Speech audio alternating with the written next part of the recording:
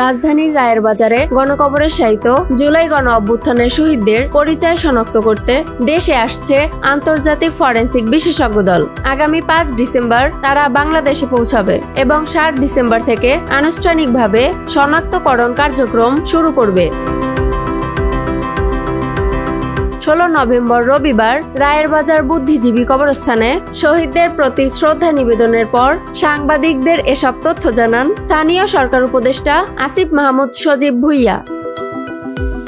তিনি জানান, রায়ের বাজার বুদ্ধিজীবী কবরস্থানে জুলাই গণ অভ্যুত্থানের শহীদদের গণকবরের ফরেনসিক শনাক্তকরণ শুরু হবে 7 ডিসেম্বর থেকে। জাতীয় ও আন্তর্জাতিক ফরেনসিক বিশেষজ্ঞদের সমন্বয়ে অস্থায়ী মর্গ ও অপারেশনাল ক্যাম্প স্থাপন করা হবে। আধুনিক প্রযুক্তি, বায়োলজিক্যাল নমুনা ও ডিএনএ বিশ্লেষণের মাধ্যমে শনাক্তকরণ প্রক্রিয়া পরিচালিত হবে। উপদেষ্টা আরও বলেন, আমরা আশাবাদী অভ্যুত্থানে শহীদ হওয়া প্রত্যেকের পরিচয় শনাক্ত করতে পারব এবং তাদের আনুষ্ঠানিকভাবে শহীদ তালিকায় যুক্ত করা হবে। জুলাই অভ্যুত্থানে জীবন উৎসর্গকারী শহীদদের পরিচয় নিশ্চিত করা পরিবারের দীর্ঘদিনের অপেক্ষা ও জাতীয় ইতিহাসের একটি গুরুত্বপূর্ণ অধ্যায়। আন্তর্জাতিক বিশেষজ্ঞ টিমের আগমনে সেই প্রক্রিয়া আরও এগিয়ে যাচ্ছে।